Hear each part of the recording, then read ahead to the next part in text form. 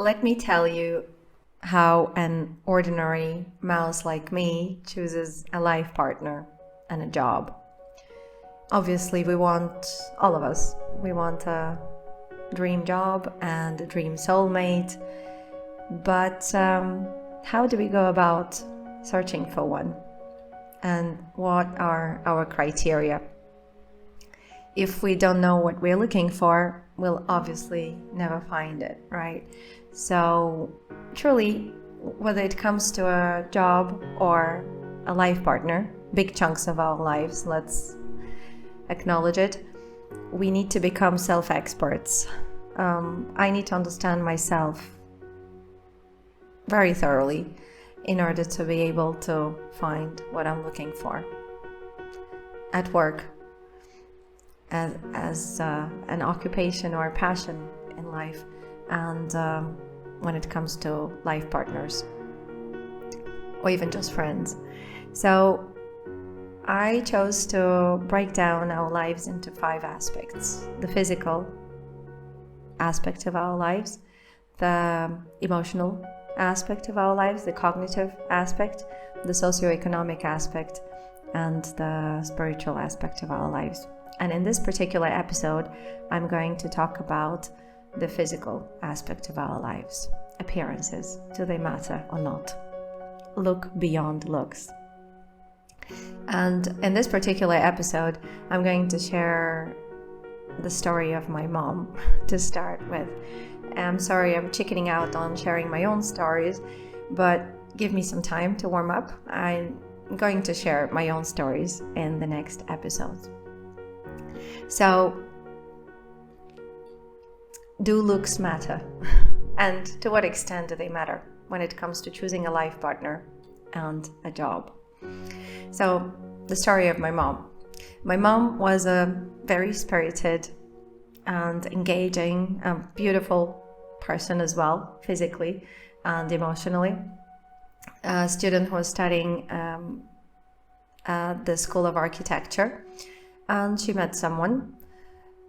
That admirer of hers was very much in love with her, and like 2 consenting adults, even though she was barely 19, I think, at the time, they decided to talk it through. Like, where is this leading? Where is this going? And the surprising thing, which my mom found out, well, they had a serious discussion of where this relationship is going, was that, her admirer thought that she was too beautiful to be his wife. So it was a bit of a shock for her, and when they went deeper into the discussion, she realized that the amount of admiration that she was garnering from people around her and the amount of charisma she had was just too much for her admirer. I mean, don't judge him. He knew what he wanted, and it turns out that a person with a lot of charisma and who is very beautiful and attracting a lot of male gazes especially was a bit too much for his self-confidence. At least he was honest to acknowledge it. So it seems like not everyone wants beautiful headquarters for a workplace or physical beauty in a partner. The question then arises, my dear mice, to be or not to be? Is beauty important or not when we choose a life partner and a workplace? In older times, appearance used to be everything. How do you look like? How does the building where you work or plan to work look like? Now, it's not so important, although I'd argue the point. I mean, look on social media. When choosing a life partner, the physical aspect is obviously important for us female and male mice alike. Her endless legs extend from the earth up to the clouds.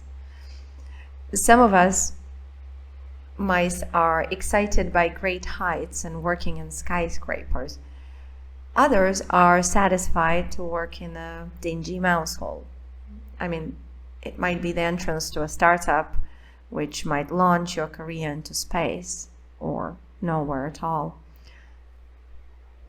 When choosing a company to work for, you look at the physical location of the company and its premises. You want the building to look good, be 6 feet tall, clear blue eyes or windows, as the case may be, and in good shape. You get my meaning.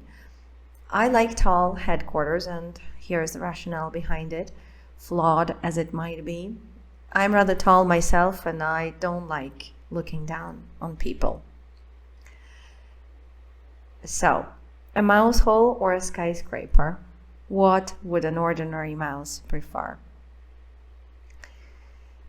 Now that we've touched upon the body of your workplace, of your imaginary workplace and life partner, I'd like to touch upon the face a bit. The artist in me, the one you see in front of you, prefers a memorable face. Not necessarily beautiful in a Hollywood style, big eyes, big lips, prominent cheekbones, but rather a face you remember in a sea of faces, like the actors in indie movies. French come to mind. They are beautiful because they are memorable, not because they have perfect symmetry, but precisely sometimes because of lack of it. A prominent nose, protruding ears, bushy eyebrows. The beauty is in the eyes of the beholder, after all. Ultimately, our faces and bodies are the reflection of the other 4 aspects of our lives, right? You can read it all on the face. Our faces show the excesses we indulge in, whether emotional excesses of dishonesty and contempt, shown in specific wrinkles on the face, or physical excesses of alcohol, smoking, overeating, starving oneself on the opposite spectrum of this. So truly, the reason why people from time immemorial always cared about physical appearance was ultimately because the other 4 aspects of our lives are deeply reflected into our physical appearance and into our faces and our bodies. When it comes to the physical aspect of the workplace, why does it matter? Well, the science of Vastu, Feng Shui, the physical aura of a place, those subtle things matter because they usually are influencing our physical health, at least, if not our emotional health and all the others. A patch of green in your office, a patch of sky through the big windows, it is all important. We've become so domesticated that myopic buzzing lights are our only lights during the day in the office. And unfortunately, the harmony of nature is not there.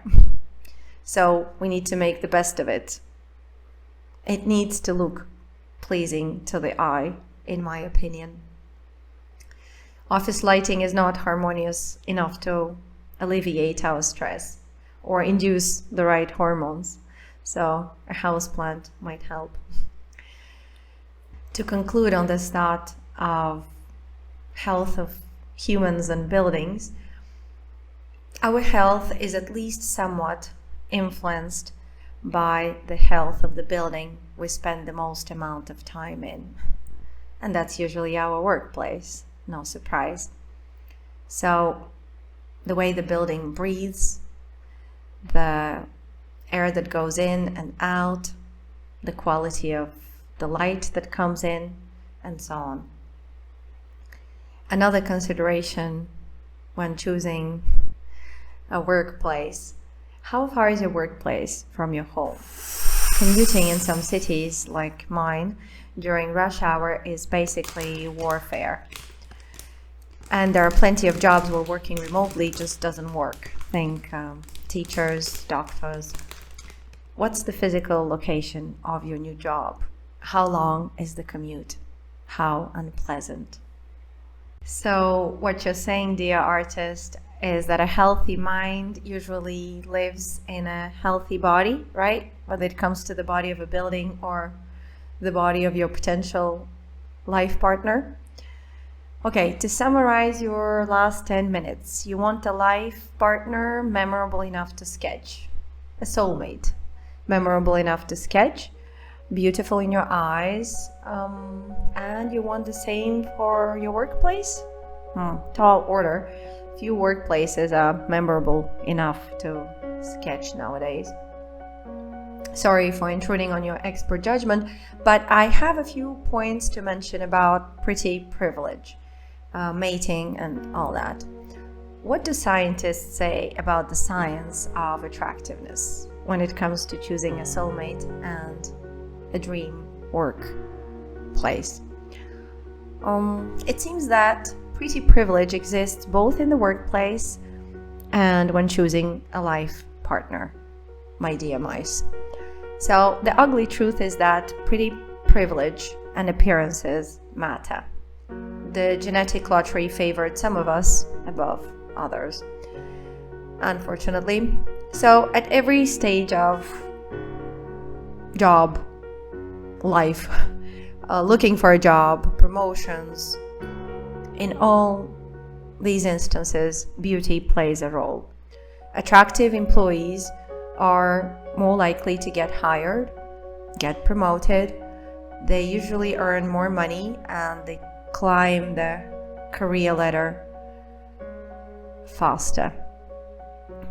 Yes, they earn 10 to 15% more if they won the genetic lottery in the beauty department. That's just the reality of life. To put the final nail in the coffin, I'm going to skim over the science of physical beauty and how it relates to hormones. Basically, science says that square jaws are very much related to high testosterone levels and good chances of getting children, high reproductive functions, and so on.